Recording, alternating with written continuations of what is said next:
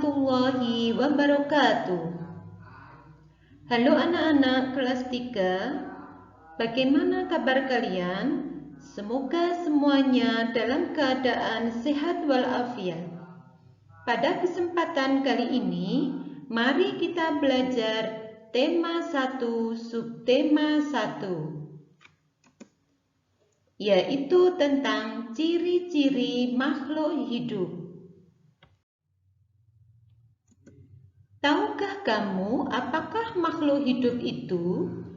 Makhluk hidup adalah suatu organisme yang dapat mempertahankan dirinya dari berbagai bentuk perubahan lingkungan dan dapat berkembang biak untuk melestarikan jenisnya. Jenis-jenis makhluk hidup ada manusia, hewan, dan tumbuhan. Makhluk hidup memiliki ciri-ciri khusus yang membedakannya dengan makhluk tak hidup. Ciri-ciri makhluk hidup yang pertama adalah bernapas. Manusia bernapas dengan paru-paru. Manusia bernapas menghirup oksigen dan mengeluarkan karbon dioksida. Hewan memiliki alat pernapasan yang berbeda-beda. Contohnya, katak dewasa bernapas dengan menggunakan paru-paru dibantu kulit. Hal ini dengan memiliki ciri-ciri permukaan kulit selalu basah. Ikan air tawar dan beberapa ikan laut bernapas dengan insang. Hal ini bisa dilihat dengan cirinya mulut dan tutup insang yang membuka menutup. Belalang bernapas dengan sistem trakea, dengan ciri-ciri badan mengembang dan mengempis. Laba-laba bernapas dengan menggunakan paru-paru buku, ditandai dengan badan yang mengembang dan mengempis. Ikan paus bernapas dengan menggunakan paru-paru. Hal ini bisa dilihat dengan cirinya, ikan paus mengeluarkan air dan menuju ke permukaan air. Lumba-lumba bernapas menggunakan paru-paru. Hal ini bisa dilihat dengan cirinya, lumba-lumba melompat menuju ke permukaan air sesekali waktu. Burung bernapas dengan paru-paru saat terbang dibantu pundi-pundi udara. Sedangkan cacing bernapas dengan menggunakan kulit yang bisa kita amati permukaan kulit cacing selalu terlihat basah. Ikan lele bernapas dengan menggunakan insang dibantu labirin, sehingga ikan lele mampu bernapas dalam lumpur. Anak-anak, tumbuhan sebagai makhluk hidup juga bernapas. Tumbuhan bernapas dengan stomata dan lentisel.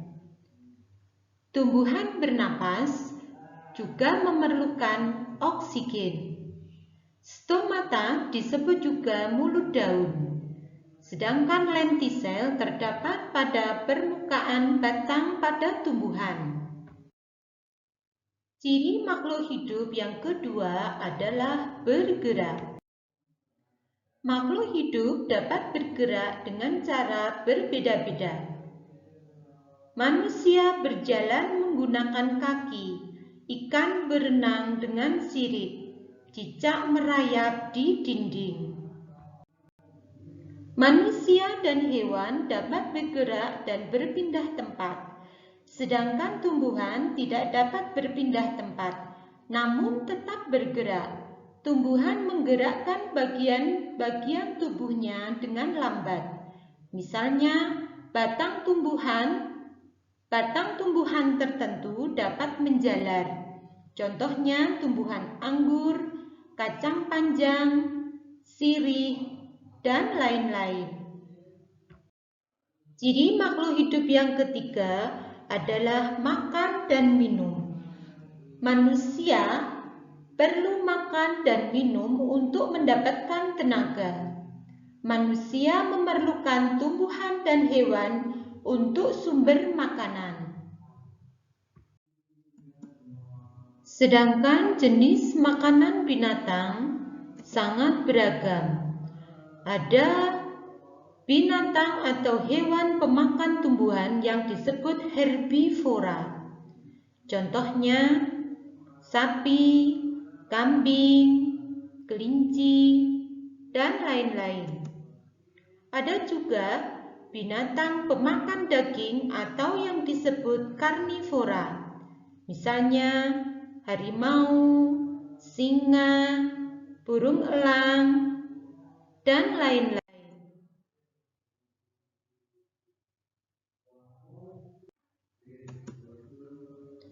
Ada juga binatang yang memakan segala, artinya binatang itu memakan tumbuhan dan juga pemakan daging. Binatang pemakan segala disebut juga binatang atau hewan omnivora. Contohnya ayam, tikus, babi, bebek, dan lain-lain.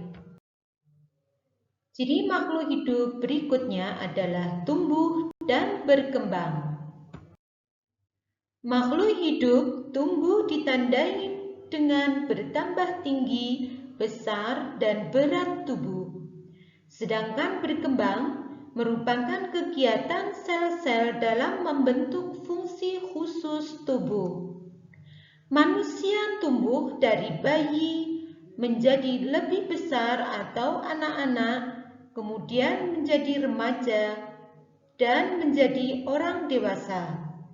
Manusia berkembang dari bayi yang belum bisa apa-apa, kemudian bisa duduk, bisa berjalan, bisa berlari, dan seterusnya.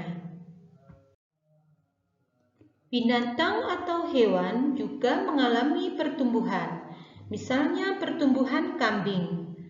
Dari lahir terbentuk kambing kecil, kemudian menjadi kambing besar atau kambing remaja yang lama-kelamaan akan menjadi kambing dewasa. Begitu juga pertumbuhan tumbuhan. Pada tumbuhan biji yang lama-kelamaan akan tumbuh menjadi kecambah. Kecambah memiliki daun kecil, kemudian tumbuh semakin tinggi dan semakin besar.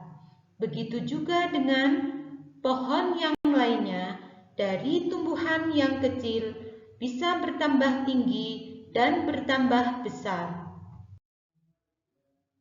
Ciri yang kelima adalah berkembang biak. Makhluk hidup memiliki kemampuan untuk berkembang biak. Tujuannya untuk mempertahankan jenisnya agar tidak mengalami kepunahan. Makhluk hidup berkembang biak dengan cara yang berbeda-beda. Manusia berkembang biak dengan cara melahirkan. Binatang atau hewan berkembang biak dengan bermacam-macam cara. Ada binatang yang berkembang biak dengan cara melahirkan atau yang disebut vivipar. Misalnya kucing, sapi, macan, kelinci, paus, dan lainnya.